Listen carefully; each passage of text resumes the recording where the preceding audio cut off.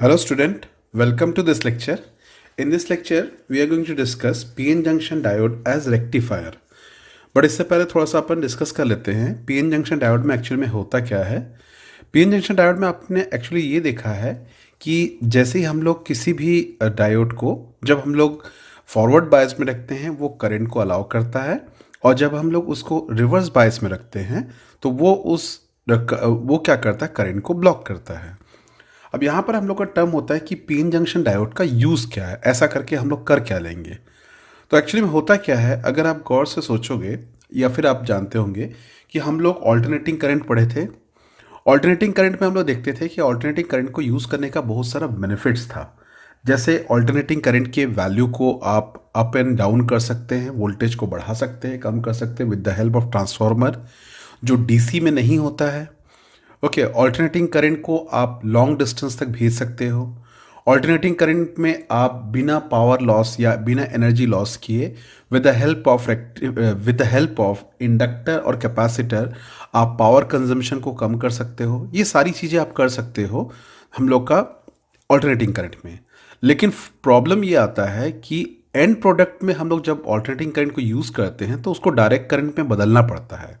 आप चाहे घर में अपना लैपटॉप, कंप्यूटर, टीवी, जो भी आप इलेक्ट्रॉनिक गैजेट्स यूज़ करते हो, सारे इलेक्ट्रॉनिक गैजेट्स को फाइनली रन करना पड़ता है डायरेक्ट करंट में या डीसी में।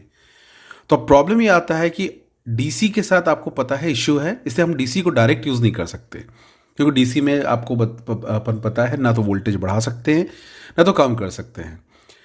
तो हम लोग क्या करते हैं, बेसिकली ट्रांसमिशन के लिए और वोल्टेज बढ़ाने के लिए, कम करने के लिए हम लोग क्या करते हैं, एसी का यूज़ करते हैं। लेकिन जब उस एसी को डीसी के फॉर्म में यूज़ करना रहता है तो तब हम रेक्टिफायर का यूज़ करते हैं।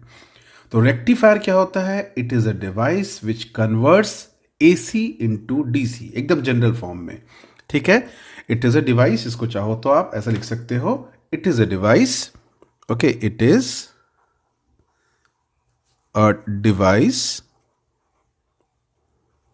which converts AC into DC। बहुत सिंपल सा डेफिनेशन हम लोग के पास, ऑल्टरनेटिंग करंट को डायरेक्ट करंट में कन्वर्ट करता है। तो अब हम लोग देखेंगे कि एसी और डीसी में कन्वर्जन कैसे होता है। उसके लिए हम लोग पहले बात करेंगे कि ऑल्टरनेटिंग करंट में होता क्या था। तो आपको याद आता होगा ऑल्टरनेटिंग करंट का डेफिनेशन हम जब पढ़ते थे तो हम बोलते थे कि ऑल्टरनेटिंग करंट में एक ऐसा करंट होता है जिसमें वैल्यू एंड डायरेक्शन लगातार बदलता रहता है, मतलब value changes continuously and direction periodically.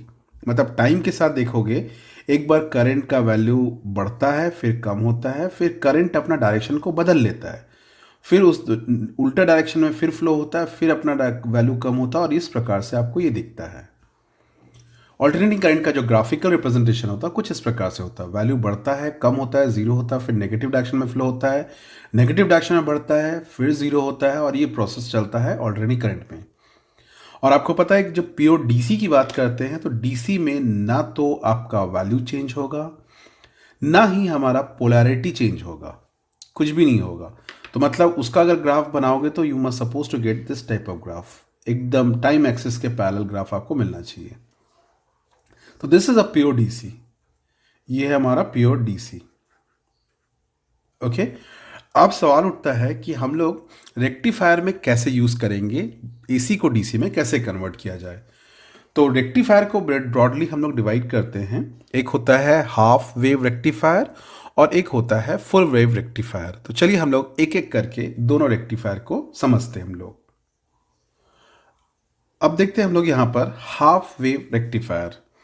तो चलिए देखते हैं कैसे हो रहा है। यहाँ पर मान लो ये हमारे पास एक एसी सोर्स है, हम लोग ले रहे हैं this is an AC source, ये हमारे पास एक एसी सोर्स है इस प्रकार से, और इस एसी सोर्स को आपने यूज़ करना है, सपोज वोल्टेज को कम करना है या बढ़ाना है, उसके लिए आपने ट्रांसफार्मर यूज़ किया। ओके, और ट्रांसफार्मर को यूज़ करके फिर आपने क्या किया, यहाँ पर ये इस प्रकार से अज्यूम किया। ओके, अब यहाँ पर क्या हो रहा है, आप इसके एक ये आउटपुट है, दिस इज एसी ना, प्योरली हम लोग का एसी है। अब आप क्या करते हो, यहाँ पर एक डायोड लगा देते हो। ये इस तरह से हमारे पास एक डायोड लग गया। और डायोड को लगाने के बाद हम क्या करते हैं, यहाँ पर एक लोड डाल देते हैं। लोड मतलब कुछ नहीं, कोई रजिस्टर हो गया, पंखा, लाइट, जो भी चीज़, that is called what, load. This is RL, this stands for load.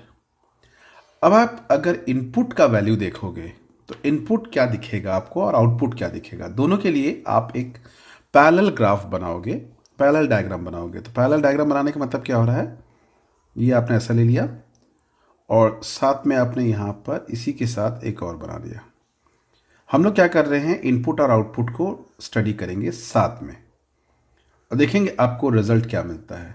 इस प्रकार से ले लिया। दिस फॉर टाइम, ये हो गया हमारे पास इनपुट के लिए, this is for input, okay, and this is for output. आपको आउटपुट में क्या मिलेगा, इसका वर्किंग को बहुत अच्छे से ध्यान से समझना आप लोग, ठीक है, क्या होने वाला है। और हमने क्या किया, इसको टाइम डिवीजन में बांट लिया है। टाइम डिवीजन मतलब एक साइकिल के लिए कितना टाइम यूज हो रहा है, इसको ऐसा बांट लिया हम लोगों ने, ये इस तरह से ऐसा ले लिया और ये यहां से ऐसा ले लिया।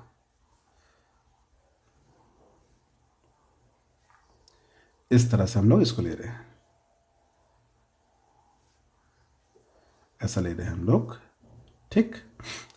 अब देखिए क्या हो रहा है, हम लोग इनपुट को देखते हैं।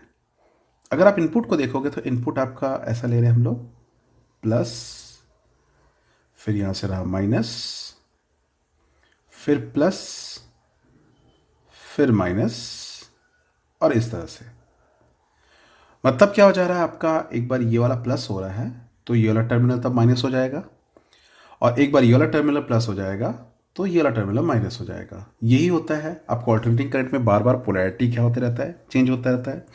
क्यों, क्योंकि करंट आपका ऐसा फ्लो होता है एक बार, फिर करंट आपका इस तरह से फ्लो होता है।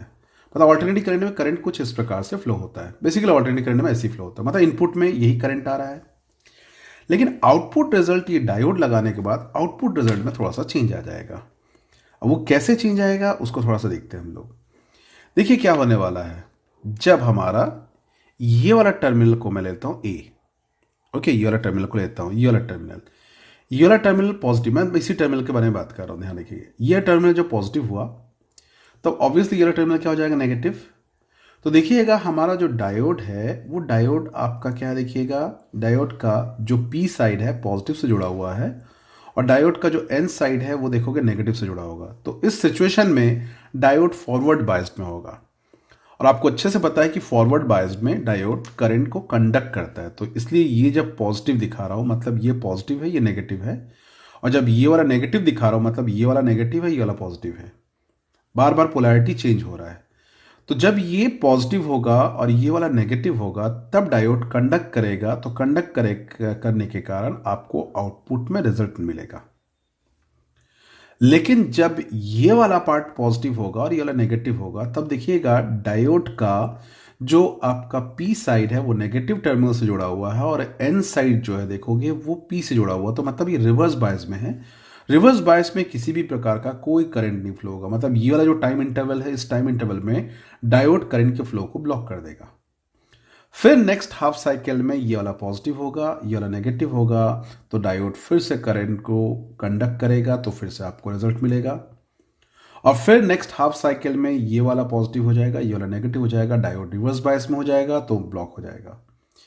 तो अब आप एक चीज देख रहे हो, इसमें दो बातें हो रही है। पहला, अगर आप करंट को फ्लो को फॉलो करोगे तो करंट का फ्लो जब इस लोड से अगर देखोगे तो ये वाला सेगमेंट में करंट आया पॉजिटिव से, ये वाला सेगमेंट पॉजिटिव है, ये वाला सेगमेंट नेगेटिव की तरह बिहेव कर रहा है, करंट ऐसा फ्लो हुआ। सेकेंड हाफ साइकिल में करंट रुक गया, यहां देखिए कोई करंट नहीं, इस हाफ साइकिल में कोई करंट नहीं है। फिर हम लोग का नेक्स्ट हाफ साइकिल में देखोगे करंट फिर से आ रहा है, मतलब करंट का डायरेक्शन इसी तरफ है। फिर देखिए ब्लॉक हो जा रहा है, मतलब क्या हो रहा है, करंट आ रहा है, जा नहीं रहा है, फिर आ रहा है, रुक जा रहा है, फिर आ रहा है, फिर रुक जा रहा है, फिर आ रहा है, रुक जा रहा है, मतलब आप देखेंगे फ्लक्चुएशन हो रहा है। करंट आ रहा है फिर स्टॉप, फिर आ रहा है फिर स्टॉप, फिर आ रहा है फिर स्टॉप। लेकिन करंट अपना पोलैरिटी चेंज नहीं कर रहा, मतलब करंट उल्टा नहीं जा रहा है। तो इसमें एक चीज आपको दिख रहा है कि पहला तो चीज ये हो जा रहा है आपके पास कि इसमें आपको हाफ ऑफ द करंट मिल रहा है, जो फुल साइकिल है उसका आधा साइकिल आप यूटिलाइज कर पा रहे हो, बाकी आधा साइकिल वेस्ट हो जा रहा है, पहला। और दूसरा बात, आपका एक चीज ध्यान रखेंगे, डायरेक्शन ऑफ द करंट जो है हम लोग का वो चेंज नहीं हो रहा, वो एक ही तरफ फ्लो हो रहा है। तो आपको पता है कि जो डीसी का डेफिनेशन था हम लोग का, ऑल्टरनेटिंग करंट का जो डेफिनेशन था, उसमें क्या बोलते थे हम लोग का, value changes continuously, direction periodically. और डीसी में क्या होगा, ना तो वैल्यू चेंज होगा ना तो डायरेक्शन चेंज होगा। तो ये जो आपको मिला है इसमें देखो कि वैल्यू बार बार चेंज हो रहा है, यहां पे तो जीरो हो गया इस इंटरवल में, फिर से वैल्यू चेंज हो जा रहा है, लेकिन डायरेक्शन नहीं बदल रहा। मतलब आपने एसी के सिर्फ एक कंपोनेंट को माइनस किया है, ऑल्टरनेटिंग करंट का सिर्फ एक कंपोनेंट को माइनस किया है, कि डायरेक्शन चेंजेस जो हो रहा है उसको आपने रोक लिया, लेकिन देखिए वैल्यू बार बार चेंज हो रहा है। तो ये इस तरह का जो डीसी मिलता है वो सबसे मतलब बेकार डीसी होता है, जो कोई काम का नहीं होता, क्योंकि इसमें बहुत फ्लक्चुएशन होता है। ऐसे डीसी को हम लोग बोलते हैं DC with ripple, DC with ripple बोलते हैं। रिपल का मतलब, किसी में भी जब बोलते हैं ना डीसी में रिपल बोलते हैं, रिपल का मतलब होता है उसमें एसी कंपोनेंट का प्रेजेंट होना। और एसी कंपोनेंट है मतलब this is not a pure DC. भले ही आपने डीसी का एक फॉर्मेट को यूज कर लिया है कि जो डायरेक्शन जो वाला पार्ट था उसको आपने क्या कर दिया, रोक लिया, डायरेक्शन चेंज नहीं हो रहा है, लेकिन वैल्यू लगातार चेंज हो रहा है। और उसमें सबसे बेकार चीज आ रहा है, जब आप पूरा एनर्जी को इनपुट में दे रहे हो, उस एनर्जी का सिर्फ हाफ पार्ट ही यूज कर पा रहे हो, बाकी हाफ पार्ट क्या हो जाए, वेस्ट हो जा रहा है। तो ये बहुत ही मतलब इनएफिशिएंट हम लोग का रेक्टिफायर है। बट बेसिकली हम लोग रेक्टिफायर को ऐसे ही पढ़ना चालू किए थे कि किस प्रकार से आप डीसी में कन्वर्ट कर सकते हो। तो this is one of the form of rectifier जो एसी को डीसी में कन्वर्ट करता है, ठीक है। But this is inefficient, this is completely inefficient rectifier. तो चलिए अब हम लोग देखते हैं कि सबसे पहला हमारे पास अब अगला चैलेंज आ रहा है कि ये जो आधा वेस्ट हो जा रहा है उसको कैसे कंपनसेट करें। तो चलिए उसके बारे में बात करते हैं, जो आधा वेस्ट हो रहा है उसका सोचते हैं वो क्या करेगा। तो चलिए उसके बारे में हम लोग नेक्स्ट देखते हैं। अब हम लोग पढ़ते हैं फुल वेव रेक्टिफायर। अभी तक क्या इशू था अपने पास, आपने देखा होगा कि हम लोग जब रेक्टिफायर का यूज़ कर रहे हैं तो उसमें एक प्रॉब्लम आ रहा है। वो प्रॉब्लम ये है कि आपको पूरा पूरा जो वेव फॉर्म है, उस पूरे वेव फॉर्म का आधा वेव फॉर्म जो हो जा रहा है वेस्ट हो जा रहा है। तो फिर हम लोगों ने बनाया फुल वेव रेक्टिफायर। तो चलिए देखते हैं फुल वेव रेक्टिफायर को जो है कैसे बनाएंगे और ये कैसे काम करेगा। तो देखिए इसके लिए भी आप क्या करोगे, मान लेते हैं हमारे पास एक इनपुट सोर्स है, जैसे एक एसी सोर्स ले लेते हैं, this is an AC source, okay. और इस एसी सोर्स से आप वोल्टेज को कम या ज़्यादा करना चाहेंगे या डायरेक्ट भी कर सकते, कोई इशू नहीं है। तो जनरली हम लोग क्या करते हैं, घर में देखते होंगे आप लोग कि लैपटॉप कंप्यूटर में हम लोग एक एडाप्टर लगा हुआ रहता है, and that adapter is actually transformer plus rectifier, उसमें दोनों जुड़ा रहता है। अब ये जो रहेगा हमारे पास, ये ट्रांसफॉर्मर को यूज़ किए हैं हम लोग। इस ट्रांसफॉर्मर के लिए हम लोग थोड़ा स्पेशल टाइप का ट्रांसफॉर्मर यूज़ करते हैं, और उस ट्रांसफॉर्मर को बोलते हैं सेंटर टैप्ड ट्रांसफॉर्मर। तो सेंटर टैप ट्रांसफॉर्मर में 3 आउटपुट होता है। अब देखिए क्या होने वाला, 3 आउटपुट में क्या होता है, ये जो बीच वाला दिखता है ना, वो बेसिकली 0 वोल्ट का होता है, ओके। जैसे आपको 6 वोल्ट का ट्रांसफॉर्मर चाहिए तो 606 ऐसा लिखा रहता है, मतलब ये भी 6 वोल्ट को दे रहा होगा, ये भी 6 वोल्ट को दे रहा होगा, 606। 3 वोल्ट का चाहिए आपको आउटपुट में तो 303। तो मार्केट में जब आप सेंटर टैप ट्रांसफार्मर बोलते हो तो ऐसा बताना पड़ता है, 303, 606, 909। 909 मतलब ये वाला भी 9 वोल्ट को बताएगा, ये वाला भी 9 वोल्ट को बताएगा, ये वाला 0 वोल्ट को बताएगा। लेकिन जब ये +9 वोल्ट होगा, ये तब -9 वोल्ट होगा, ठीक है। इस बात को ध्यान रखें, या ये वाला जब -9 वोल्ट होगा तब यह +9 वोल्ट होगा। अब आपने क्या किया, यहां पर ये डायोड, इसमें आप ऐसा कर रहे हो और इसने आपने अब ऐसा कनेक्ट कर दिया। देख के आपको लग रहा हो ये क्या हो गया, तो शॉर्ट हो गया, यस लग रहा है ऐसा, बट यहां पर कुछ करने वाले देखेंगे हम लोग हो क्या रहा है। अब आप यहां पर एक लोड को डाल दीजिए पहले, this is the load. Load मतलब एक रेजिस्टर, इस तरह से, this is the load. Load को डायरेक्टली आप 0 वोल्ट से कनेक्ट कर सकते हैं, और अगर 0 वोल्ट सेंटर टैप नहीं मिल रहा है तो आप अर्थिंग का भी यूज़ कर सकते हो। आपको पता है अर्थिंग जो होता है वो हम लोग का 0 वोल्ट को बताता है या 0 पोटेंशियल को बताता है। तो ये हम लोगों ने क्या कर दिया, डायोड ले लिया, ये डायोड को ऐसा कनेक्ट कर दिया, ये हो गया डायोड D1। और यहां पर भी हम लोग एक डायोड लगाते हैं, ये वाला जो डायोड हो जाएगा वो जाएगा diode D2। Okay, this is the diode D2। अब देखेंगे हमारे पास क्या होगा, ये जब प्लस होगा तब ये वाला माइनस होगा, और ये वाला जब प्लस होगा तब ये वाला माइनस होगा। तो जैसे मैं इस टर्मिनल का नाम लेता हूं ए, और ये वाला टर्मिनल का नाम ले लेता हूं बी। अब हम लोग क्या करने वाले हैं, हम लोग यहां पर देखने वाले हैं कि आउटपुट और इनपुट में क्या रिजल्ट मिलता है। तो चलिए यहां पर मैं क्या करता हूं, इनपुट के लिए 2 टर्मिनल का इनपुट ले लेता हूं कि किस समय क्या दिखेगा आपको। ठीक है, ए और बी दोनों को देख लेते हैं एक साथ। मैं यहां पर क्या करता हूं, ए और बी को साथ में दिखा देता हूं, ए और बी दोनों को साथ में दिखा देता हूं। तो क्या हो जाएगा, थोड़ा क्लैरिटी मिल जाएगा आपको।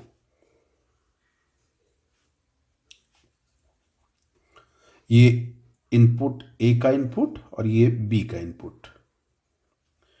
तो देखिए जब ए प्लस में होगा तब बी माइनस में होगा, तो इसलिए आपको ग्राफ ऐसा मिलेगा, ये ए का ग्राफ। तो ऑब्वियसली बात है, जब ए प्लस में था तब बी माइनस में होगा क्योंकि ऑल्टरनेटिंग करंट है। तो तब बी के लिए, बी वाला जो टर्मिनल होगा उसके लिए ग्राफ ऐसा बनाओगे आप, इस तरह से और ऐसा, इस तरह से बनाओगे। ए जब प्लस है बी तब माइनस होगा, जब ए जब माइनस होगा बी तब प्लस होगा, ए जब प्लस होगा बी माइनस होगा। इस प्रकार से आपको दिख रहा होगा, दोनों एकदम अपोजिट में चल रहे होंगे। ये ए टर्मिनल और बी टर्मिनल के बारे में बात की है। अब हम लोग बात करेंगे आउटपुट में क्या मिलने वाला है। तो आउटपुट रिजल्ट के बारे में बात करते हैं। तो आउटपुट रिजल्ट के लिए भी इसी के साथ बना लीजिए कि कंपैरिजन करते बन जाएगा आपको। तो कंपैरिजन करने के लिए क्या किया आपने, इसको टाइम फॉर्म में इसी को बांट दिया, this is the time form. इस टाइम में कौन क्या कर रहा है उसको देखने के लिए मैं यहाँ पर टाइम फॉर्म ले रहा हूँ, इस टाइम इंटरवल में क्या हो रहा है, उसके बाद इस टाइम इंटरवल में क्या हो रहा है, और फिर इस टाइम इंटरवल में क्या हो रहा है। ऐसा, इस तरह से हम लोग देख रहे हैं। अब देखिएगा जिस समय ए पॉजिटिव है उस समय देखिएगा बी नेगेटिव है। देखिए ए जब पॉजिटिव है बी उस समय नेगेटिव है।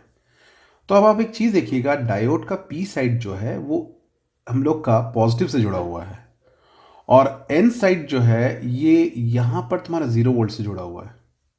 ओके, 0 वोल्ट से जुड़ा हुआ है देखिएगा। तो घूम के ऐसा भी ले सकते हो आप लोग, लेकिन यहां पे लोगे तो देखोगे डायोड का, ये वाला जो डायोड है इस डायोड का देखोगे एन साइड पी से कनेक्टेड है। तो पी से कनेक्टेड में कुछ होना नहीं है, आपका ये रिवर्स बायस में होगा। लेकिन ये वाला देखोगे फॉरवर्ड बायस में होगा, तो करंट आपका इस प्रकार से आएगा, आके इधर नहीं जा पाएगा, वो चला जाएगा इधर। क्यों, सपोज यहां पर 6 वोल्ट है, तो 6 वोल्ट है तो ये वाला 0 वोल्ट है। तो 6 वोल्ट जो है मतलब हायर पोटेंशियल में है, और एन साइड जो है लोअर पोटेंशियल में, जिसके कारण जो हमारा करंट है वो उस समय इस सिचुएशन में, जब इस टाइम इंटरवल की बात कर रहे हैं, डायोड D1 जो है वो करंट को कंडक्ट करेगा और वो D1 के कारण करंट फ्लो होगा। तो आउटपुट में देखोगे आप इस लोड रेजिस्टर से करंट इस डायरेक्शन में फ्लो होने लगेगा। तो आपको आउटपुट में रिजल्ट कुछ ऐसा मिलेगा, मतलब आपको रेजिस्टर से करंट फ्लो होता हुआ दिखेगा। अब चलिए सेकंड हाफ साइकिल में चलते हैं। मैं ब्लू वाला जो ले लिया हूं डायोड D1 के लिए ले रहा हूं, मतलब ए टर्मिनल से जब करंट फ्लो हो रहा है उसके बारे में बात कर रहे हैं, और इसको मैं D1 लिख देता हूं, ये this is for diode D1। अब सेकंड हाफ साइकिल में चलते हैं। सेकंड हाफ साइकिल में देखोगे आपका जो करंट है वो देखोगे तब ये वाला देखिएगा, सेकंड हाफ साइकिल में चलता है। सेकंड हाफ साइकिल में देखोगे ए जो टर्मिनल है वो करंट का पोलैरिटी बदल चुका है, वो अब नेगेटिव हो गया है, और बी वाला जो टर्मिनल है, ये बी जो है वो देखिए पॉजिटिव हो गया है। तो अब देखोगे जो डायोड D2 है उसका P वाला जो पार्ट है वो पॉजिटिव से जुड़ा हुआ, N वाला पार्ट जो है 0 से जुड़ा हुआ, मतलब वो फॉरवर्ड बाइस में हो गया। कौन, डायोड D2। अब ये डायोड D2 से करंट कंडक्ट होने वाला है, तो मतलब डायोड D2 से करंट फ्लो होगा, और करंट का डायरेक्शन हमारा ऐसा ही होगा।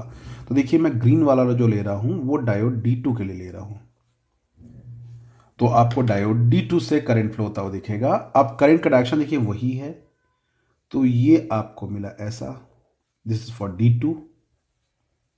और फिर अगला वाला क्या हो जाएगा, ये वाला देखिएगा, ए जो टर्मिनल है पॉजिटिव हो जाएगा, बी जो टर्मिनल है नेगेटिव हो जाएगा। तो फिर डायोड D1 कंडक्ट करेगा, तो फिर D1 से करंट फ्लो होगा, तो आपको ये D1 से, फिर डायोड D2 से, और इस प्रकार से आपको क्या मिलेगा देखिएगा, जो हाफ साइकिल बच जा रहा था वो हाफ साइकिल भी अब आपको मिलने लग गया है।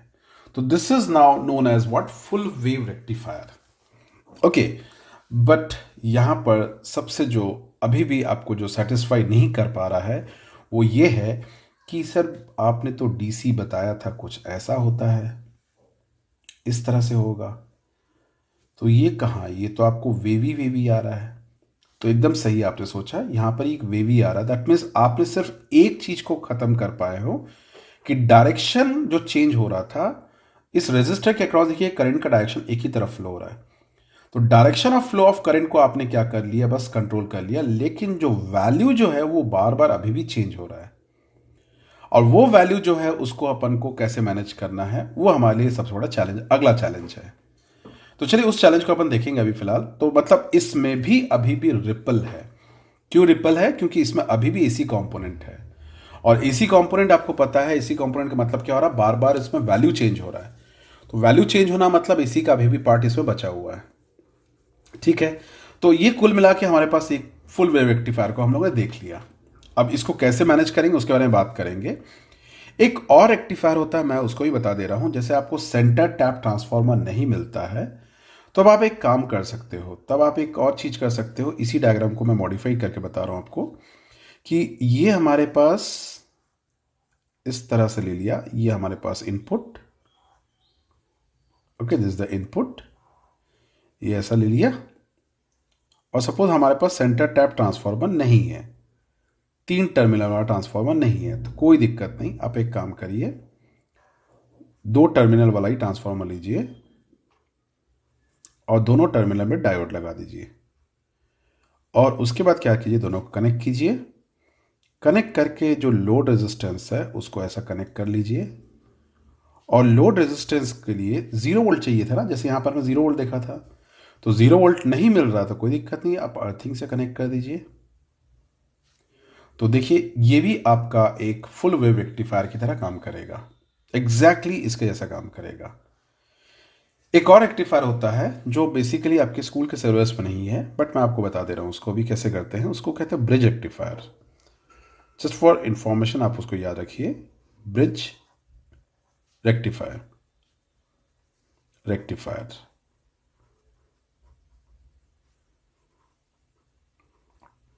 ये ठीक व्हीटस्टोन ब्रिज के फॉर्मेट में होता है। जैसे इसमें सबसे पहले हम लोग ऐसा लेते हैं, इस तरह से बताते हैं, और यहां पर हम क्या करते हैं, डायोड लगाते हैं ऐसा, ये ऐसा एक डायोड रहेगा और ऐसा एक डायोड रहेगा, ये रहा, और ठीक उसी तरह से यहां से भी एक डायोड रहेगा। ये आपके स्कूल के सिलेबस में नहीं, कॉम्पिटिटिव में एक आध बार पूछा गया है, इसलिए इसको याद रखेंगे आप लोग। ये इस प्रकार से डायोड का अरेंजमेंट रहता है, ऐसा। अब क्या करते हैं, किसी दो डायगोनल पोजीशन में, किसी भी दो डायगोनल पोजीशन में आप इनपुट को लेते हो। सपोज ये हमारा इनपुट है, दिस इज द इनपुट, ये इनपुट हो गया,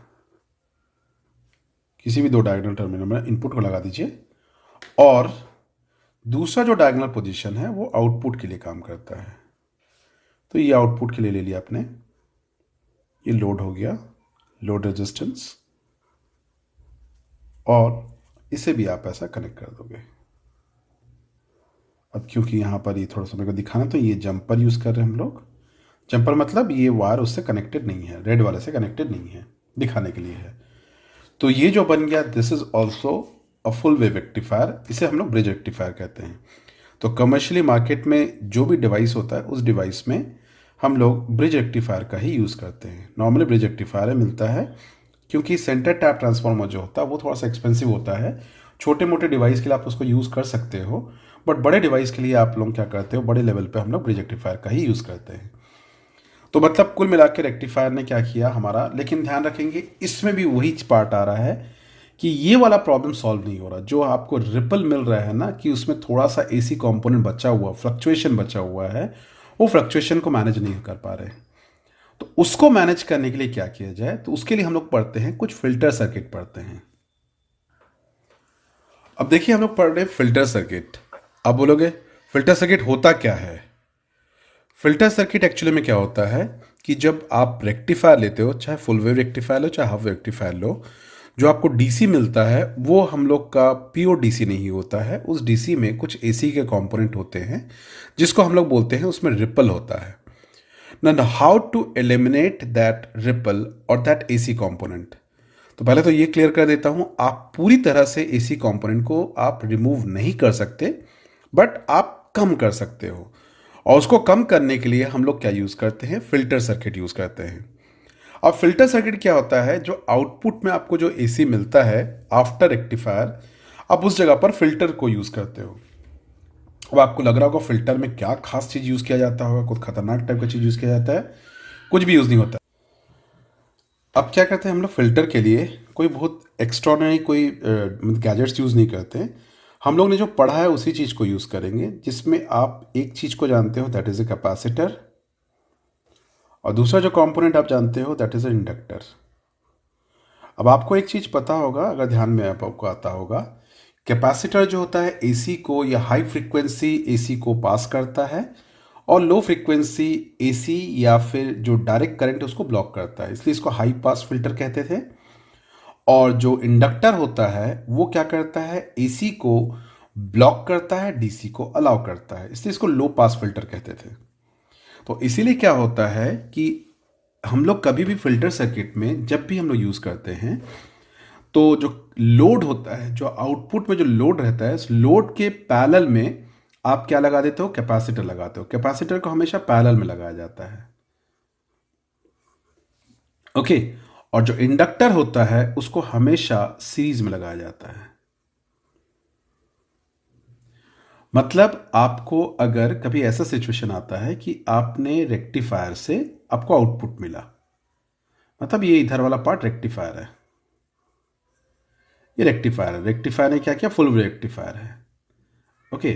रेक्टिफायर से आपको आउटपुट मिला। अब आपको पता रेक्टिफायर से जो आउटपुट मिलेगा वो वेवी होगा, उसमें रिपल होगा।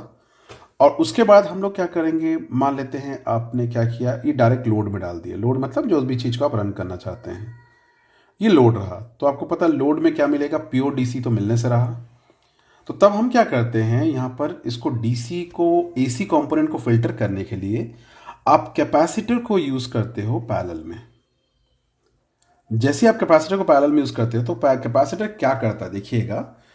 अब ये जो आपको रेक्टिफायर से जो आपको एसी मिल रहा, डीसी मिल रहा है, that DC contain AC plus DC दोनों रहता है।